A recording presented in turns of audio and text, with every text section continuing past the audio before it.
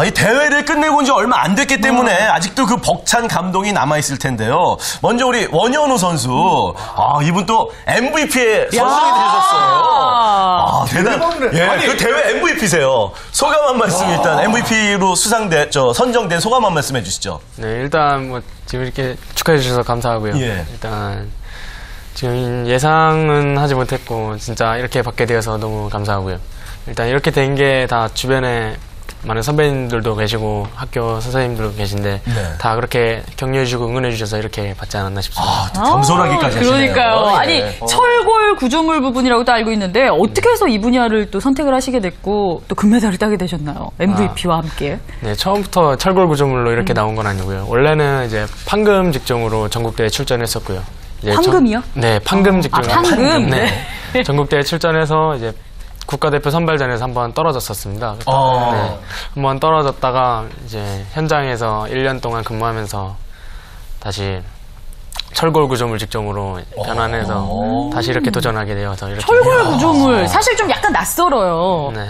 간략하게 좀 설명을 해주신다면? 철골 구조물이라는 이제 10mm나 6mm 정도의 두꺼운 철판을 가지고 이제 건축물이나 이제 중장비 같은 거를 축소시켜서 미니어처처럼 이렇게 만들어 놓은 걸 말하는 거거든요. 그래서 쉽게 말하면은 도면을 보고 철판을 이용해서 그 형상을 만들어내는 거를 철골 구조물이라고 합니다. 모델하우스 같은 데 가면 이렇게 있는. 네, 그런 걸. 그 지금 뭐 이야기하는데 뭐 쉽게 그냥 그냥 뭐 MVP고요. 뭐 이렇게 해서 별거 아닌 것 같이 얘기하는데 제가 알아봤더니 50여 개국 이상 1000명이 넘는 선수가 함께 참가를 했다는데 진짜요? MVP면 교수님 어느 정도인지 우리가 실감이 안 옵니다. 어느 정도입니까? 예, 이번에 그 53개국 1,007명의 선수가 참가했는데요. 그 중에서 최고 점수를 받았습니다.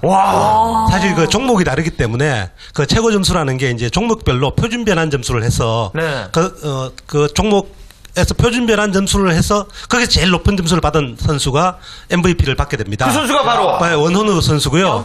그럼 오늘은 침대 하나 갖다 누워서 해, 누워서. 와, 대단합니다, 진짜. 자, 우리 또 다른 선수를 좀 소개해 드릴게요. 우리 원현우 선수와는 회사로서는 좀 경쟁되는 회사에 근무하고 있어요.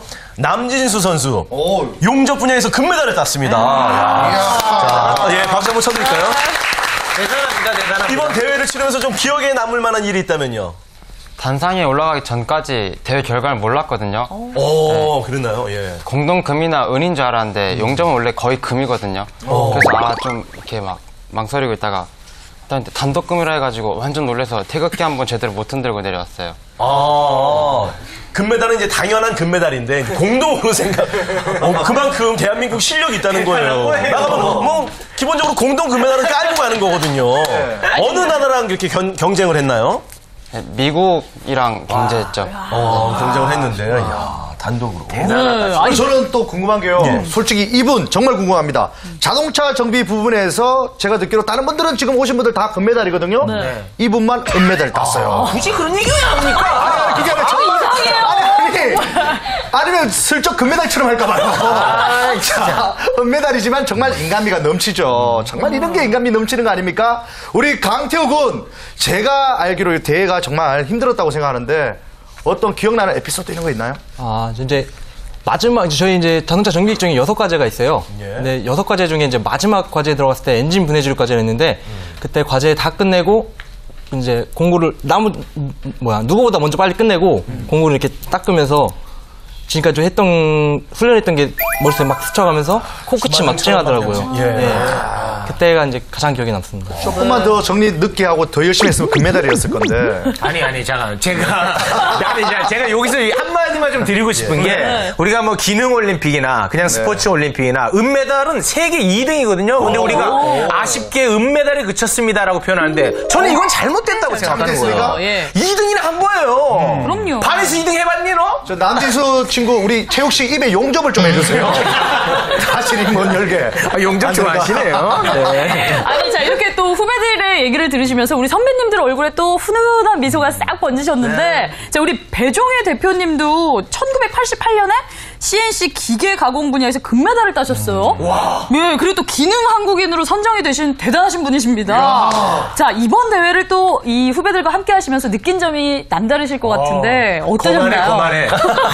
역시 CNC라서 그래요. 네. 국제기능올림픽 대회는 그 심사위원들이 먼저 모여서 과제를 만들고 또 그 선정하는 작업을 먼저 합니다. 이때부터 사실은 우리가 그 이전에 17연패를 했기 때문에 많은 나라에서 견제를 하는 거예요. 뭐 예를 들면 일본이나 스위스나 브라질 같은 나라에서 자전 뭐 심사위원 과제 선정하는 과정에서부터 있던 견제가 심했고요. 심지어는 대회하는 동안에 우리 그 선수가 주로 사용하는 그 측정기가 있는데 이 측정기를 사용 못하게 규제를 하는 상황이 벌어졌어요. 너무 잘하니까. 너무 우리나라 잘하니까. 선수들이. 우리나라만 가져왔다. 이래서 이렇게 규제를 하는 상황까지 벌어지고 이런 어려운 환경에서도 사실은 우리 그 후배 선수들이 그 18연패 종합 우승을 했다는 게 대단하게 존경하고 감사한 마음이 듭니다. 소름 끼쳐. 그런 것들이 18연승은 아니죠. 그러니까 재패를 했다는 게 18번 재패를 했다는 게 어떻게 보면 이제 계속 도전할 후배들한테는 엄청난 부담감일 거예요. 내가 여기서 못하면 어떡하지? 그런 부담감까지 지금 이겨내고 계속 지금 우승에 나가고 있는 거 아닙니까? 정말 대단한 것 같습니다. 자, 오늘 또 우리 류명현 선배님 나오셨는데 이분 또 제가 소개해드리면요. 기능올림픽 출신으로서요. 기능 한국인 1호입니다. 그리고 끊임없는 노력으로 동탑 산업훈장, 대통령 표창 등 정말 많은 상을 수상하셨고요. 이번 대회 또 함께 하셨다고 들었는데 함께 하신 그 느낌 한 말씀 전해주시죠. 예, 실은 저는 이번 대회는 제가 못 갔습니다. 못 가고. 제가. 죄송합니다. 선수를 거쳐서 사실은 뭐 지도교사를 해서, 전문대회까지 이제 국제대회 심사위원으로 쭉 참여를 했는데, 아까 전에 우리 그 감독님께서도 잠시 언급을 했습니다만은, 스포츠하고 달리 우리 그 국제기능올림픽은 기회가 한 번밖에 없습니다. 그렇죠. 이제 그게 한 번밖에 없는 이 기회를 대회를 나가가지고 정말로 이게 종합 우승을 하고 또 직종마다 이게 금메달을 따고 은메달을 딴다는 건 이건 정말 대단한 겁니다. 근데 많은 사람들이 이제 워낙 우리나라가 종합 우승도 하고 뭐 가면 금메달 따고 이러니까 당연한 걸로 그렇게 생각하는데 정말로 그 훈련하는 과정이나 또 우리가 국가대표 선수가 선발되는 과정은 정말 어렵고 힘들거든요. 그래서 이제 우리 후배들이 이렇게 이제 쭉 이어서 메달을 따고 이런 걸 보면 참 그 자랑스럽고 또 한편으로 고맙고 또 우리 이런 또 후배들이 있기에 오늘날 우리 또 그 경제를 또 이렇게 튼튼하게 뒷받침하는 거 아니겠습니까? 하여튼 우리 후배들 다시 한번 감사드리고 고맙습니다. 선생님이 대한민국에서는 첫 번째입니까? 아니죠. 기능 한국이라는 것은 우리나라에 이제 고용노동부 산하에 기능인 단체가 4개가 있습니다.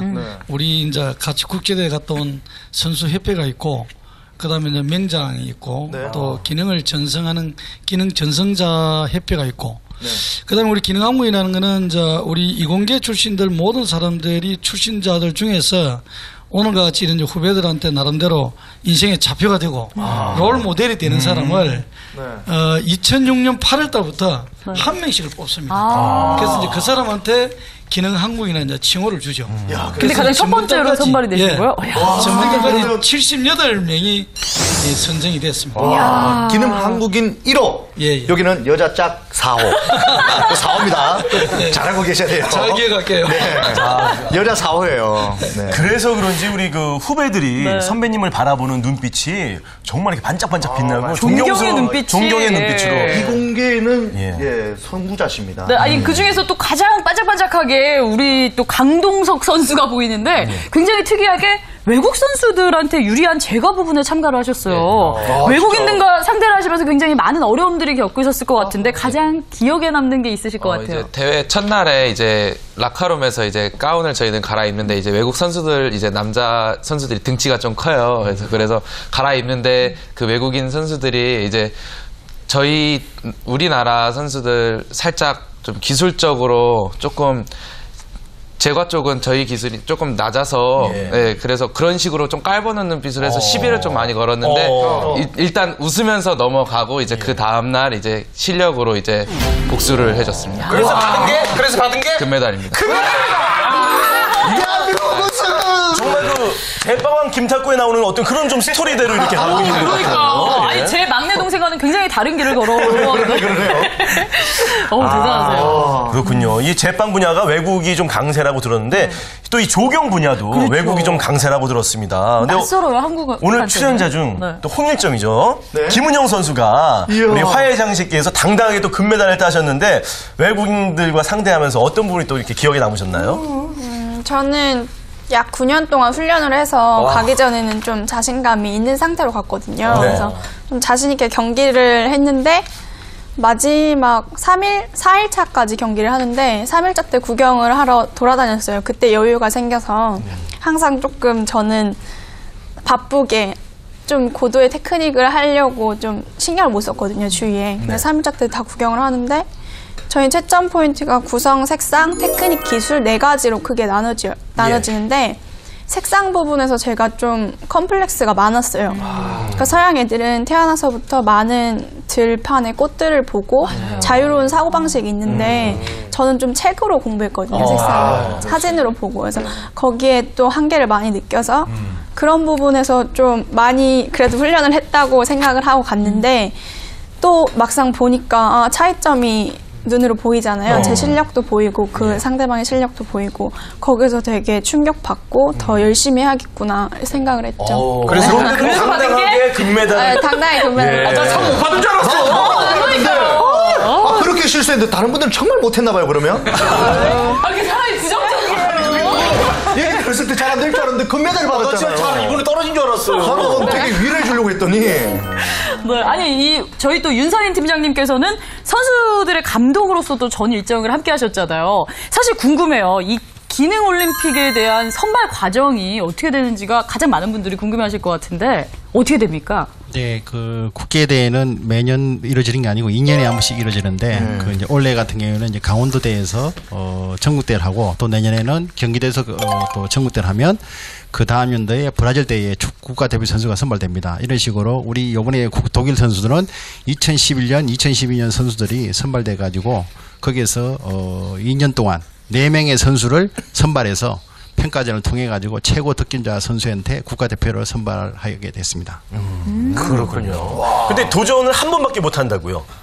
뭐 국제대회 기능올림픽도 마찬가지고 저희 전국대회도 마찬가지고 출전 기회는 단 한 번밖에 주어지지 않습니다. 근데 대한민국은 워낙에 그 실력이 출중하기 때문에 금메달 따는 건 물론 어렵겠지만 국가대표 되는 것도 뭐 어마어마하게 힘들겠네요. 그게 세계대회나 다름없지 않나요? 그렇겠네. 사실은 세계대회보다도 국가대표 선발 과정이 더 힘들다고. 더 힘들지. 아니 그런 경우도 있을 것 같아요. 서로 이제 그 준비들을 하면서 이번에는 제가 나온대. 뭐 이런 식으로 이렇게 자기들끼리 정보 공유를 좀 하면서 약간 피하거나 이런 경우도 있을 수 있겠네요. 피하면 기회는 한 번밖에 주어지지 않으니까 다음에 못 나옵니다. 이야, 그러니까 정말 대단한 분들이 대단한 겁니다. 아니, 말씀하셨다시피 네. 우리 국제기능올림픽 대회는 단 한 번밖에 주어지지 않고 또 한 번 나가서 금메달을 따온다는 것은 정말 스포츠하고는 비교할 수 없는 만큼 굉장히 우수한 그 기술력을 입증하고 있습니다. 근데 감독님 그러면 자기 종목을 이걸 했어요. 예를 들어 CNC 뭐 밀링 이런 걸 했어 만약에. 근데 여기 떨어졌어요. 그럼 다음 종목에는 철골 용으로 딱 나가고 그렇게는 안 됩니까? 그 제도상으로는 안 됩니다. 아 그렇군요. 아니 그건 쉽게 얘기하면 이동엽 씨 개그가 안 된다고 해서 패션 모델로 가는 꼴이에요. 근데 최욱 씨가 개가 안 되니까 가수하고 계시잖아요. 안 되잖아 그러니까. 그렇군요.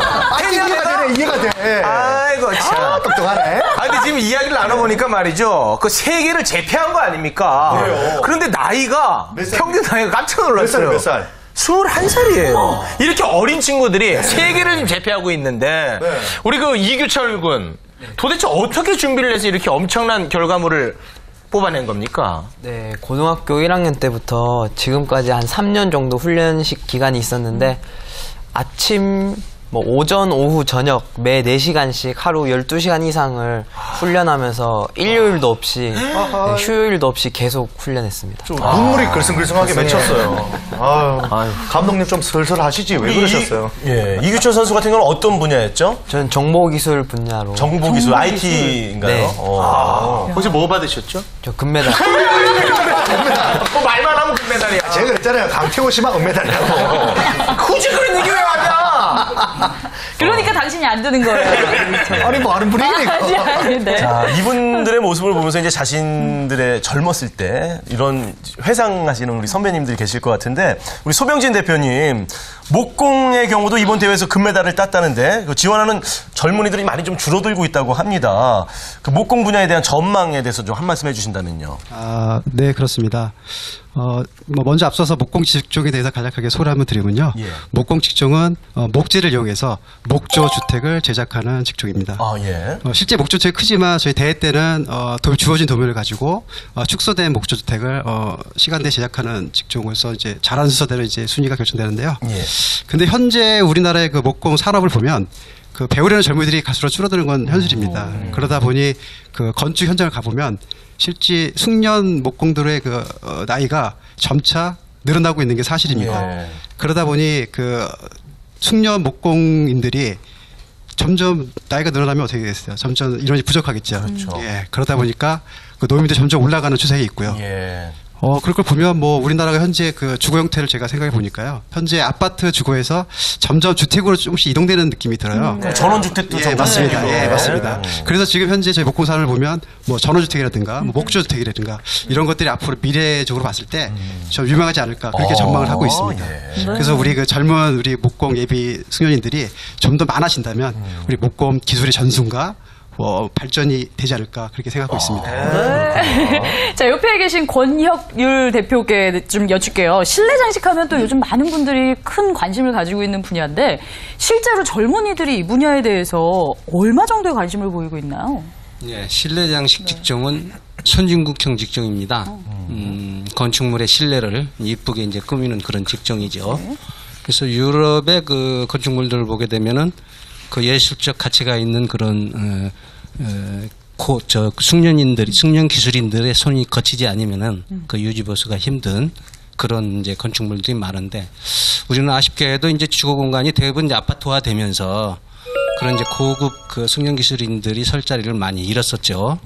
하지만 요즘 이제 그 국민 소득이 높아지고 또 전원주택 이런 것들이 관심이 많아지면서 그런 쪽에 이제 그 일감들이 많이 늘어나고 있는 추세이기 때문에 젊은이들이 많이 선호하는 직종이라고 할 수 있죠. 점점 유망 직종이 돼가고 있다는 말씀이신 것 같네요.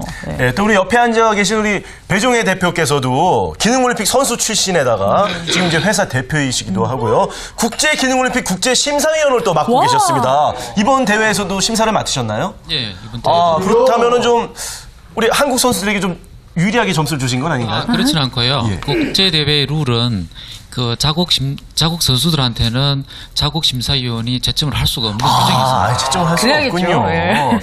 자, 우리 배종혜 대표께서 처음 이제 본인이 출전을 하셨을 때와 지금 젊은 선수들이 출전할 때 좀 비교하면 어떤 점들이 좀 많이 달라졌나요? 제가 그 1988년도에 그 제29회 국제기능올림픽을 참가를 했는데요. 그때는 그 우리 산업 환경도 마찬가지겠지만 그 3D 업종이 주로 많이 있었습니다. 그래서 어려운 작업들, 어려운 그 기계를 또는 기술을 익히기가 쉽지 않은 그런 종목들이 많았었는데 지금은 그 IT 종목, 조금 전에 말씀드린 IT 종목이나 우리 CNC 밀링, CNC 선반 같은 그 컴퓨터를 이용한 그런 그 기술들이 굉장히 많이 늘어났습니다. 그래서 우리 젊은 그 후배 선수들도 마찬가지고 첨단 기술을 이렇게 접하면서 또는 기능올림픽이 또 산업화하고 같이 이렇게 바뀌어 나가는 것을 보면은 앞으로 그 종목도 많이 늘어났나요, 그러면?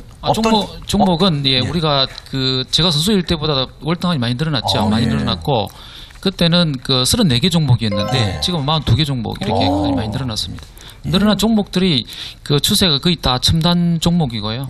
그다음에 힘든 종목이나 이렇게 좀 오래된 기술 같은 거 뭐 오래된 기술이라고 해서 뭐 좋지 않은 건 아니겠지만 그런 것들이 많이 바뀌고 있습니다. 그렇군요. 아니 이렇게 기능인으로 시작을 해서 또 자기의 분야에서 굉장히 다양하게 활동을 하시는 저희 선배님 모습들을 보니까 앞으로도 굉장히 나아갈 방향이 많은 것 같다라는 생각이 드는데 교수님. 이 기능올림픽이 그 기술직에 계신 분들한테 도대체 어떤 의미가 부여되는 걸까요? 사실 우리나라가 1967년도 처음 기능올림픽에 출전할 때만 해도 우리나라 1인당 국민소득 200불밖에 안 됐습니다. 작년에 우리가 23,000불이거든요. 그래서 45년 동안에 우리나라가 이렇게 110배 정도 압축 성장을 이룬 나라는 전 세계 대한민국밖에 없습니다. 이런 성장의 배경에 여러 가지 복합적인 요인이 있겠지만은 기능올림픽을 통한 산업 인력 양성 이런 것들이 제조업의 성장에 크게 기여했다고 봅니다. 그래서 우리는 기능올림픽은 기술직에 있어서는 자부심이고 긍지고 우리 최고의 자부심으로 아마 기능올림픽은 기술직에는 최고의 자부심은 남지 않을까 생각합니다. 그럼 다른 나라에서도 우리나라가 와 기술적 면에서는 최고다 이렇게 다 알아주나요? 그럼요.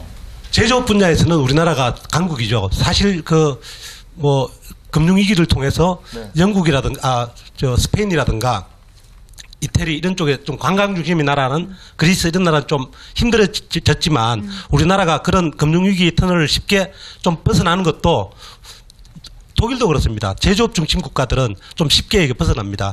그 이유가 제조업 중심 국가는 경제 체질이 훨씬 튼튼하기 때문에 가능한 것 같습니다. 그렇군요. 자, 윤상인 팀장님. 자, 기능올림픽 4연패 종합 우승 정말 대단한 쾌거를 이뤄내셨는데 그 쾌거를 이루기까지는 우리 젊은 정말 선수들이 정말 대단한 노력과 또 힘든 점들이 많았을 것 같아요. 준비 과정에서 가장 힘들었던 점이 있다면 어떤 점들이 있었나요? 우선 우리 선수들이 국가대표에 선발되기 전에는 각자 다른 환경에서 훈련 조건에서 훈련하다가 국가대표가 선발되면서 이제 합수훈련을 하면서 여러 가지 조건을 서로 상황이 다른 상태에서 합수훈련을 단체 훈련을 하는 과정에 있어서 여러 가지 조건 또 개인적인 성향 또 훈련의 추세 왜냐하면 아마도 작년에 올해 지금 독일 대회 했던 그 추세가 아마 브라질 대회는 또 바뀝니다. 우리 아시다시피 서부 졸업을 하면 양궁의 규칙이 바뀌어서 우리나라 선수들이 항상 어려움을 겪듯이 대회 규칙도 항상 우리나라 선수들이 금메달을 따오는 관계로 또 바뀝니다.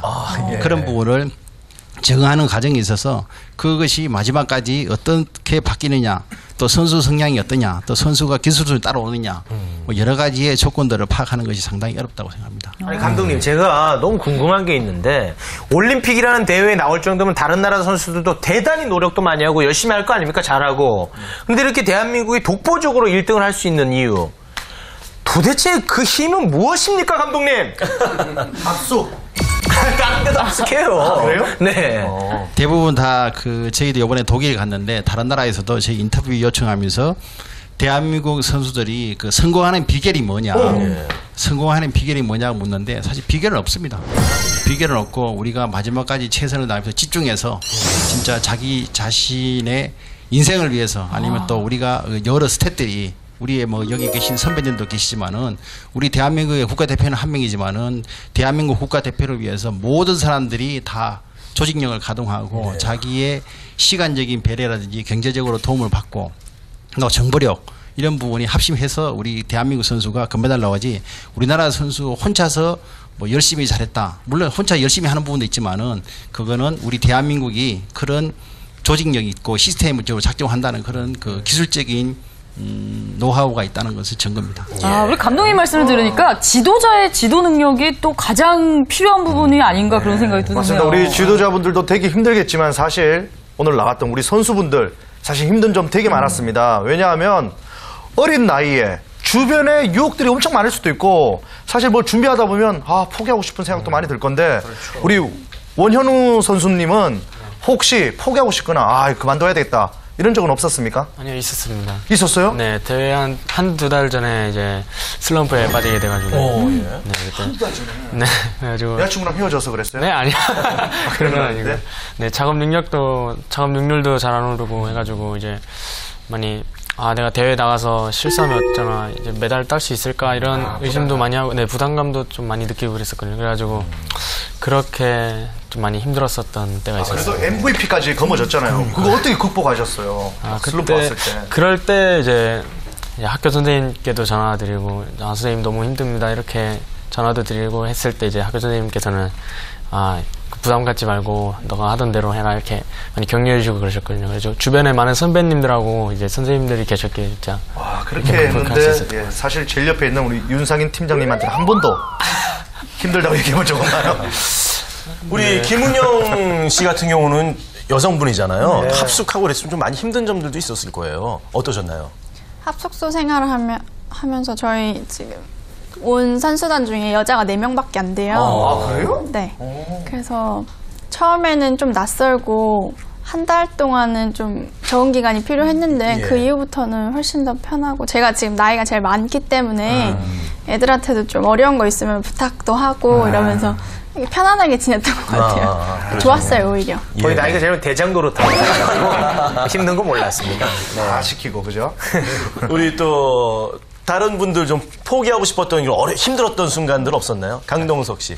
저는 이제 미에 분류돼 있는데 제과는 이제 초콜릿으로 이제 작품을 만드는데 그 작품이 목공이나 마찬가지로 이제 좀 이제 예술 작품을 만드는 거예요. 그래서 그런 거는 이제 객관적인 것보다 주관적인 채점이 많아서 그렇죠. 그런 걸 이제 누가 봐도 이쁘게 만들어야 되니까 그런 거 만들 때 많이 힘들었고 작품 잡을 때 좀 12시간, 13시간 계속 작품에만 매달리는 게 그때 가장 초콜릿만 봐도 아주 질리겠어요. 물립니다. 좀 즐겨 드십니까? 저는 잘 안 먹습니다.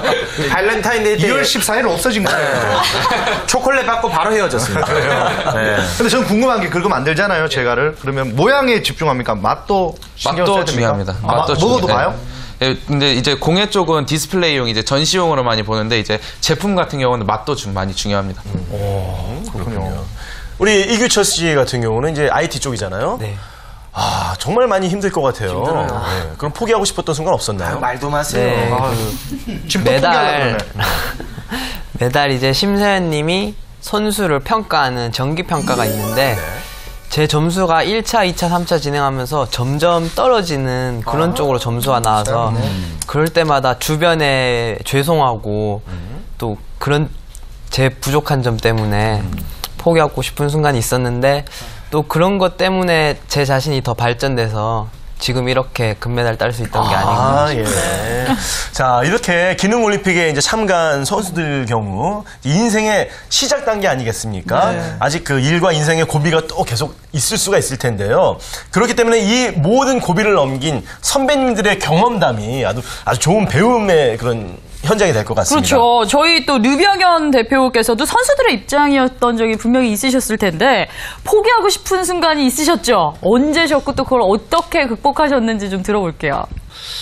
제가 그 기능 훈련할 때는 뭐 그 어렵고 포기하는 이런 개념이 없었습니다. 오로지 그냥 이것만이 내가 갈 길이다 그런 이제 생각을 가지고 훈련을 했고 지금은 이제 뭐 여러 가지 많은 사회적인 이제 뭐 변화가 많고 또 여러 가지 또 뭐 업종이 많지만은 그때는 사실 우리 국가대표 선수가 되었다는 그 자체만으로도 엄청난 그 영광이고 또 이걸 통해서 내가 뭔가를 일구어야 된다는 그런 이제 굉장히 이제 책임감도 있고 아까 전에 우리 감독님이 이제 메달 따는 그 과정도 이야기했지만은 사실은 지금은 우리가 국제대회 나가서 우리 선수들이 메달을 땀으로 해가지고 어떤 국가나 사회로부터 받는 그런 여러 가지 뭐 상금이나 혜택은 선수의 몫으로 다 돌아가지만은 사실은 지금 우리 이 선수들이 메달을 따는 그 과정은 이제는 선수 혼자만의 몫은 아닙니다.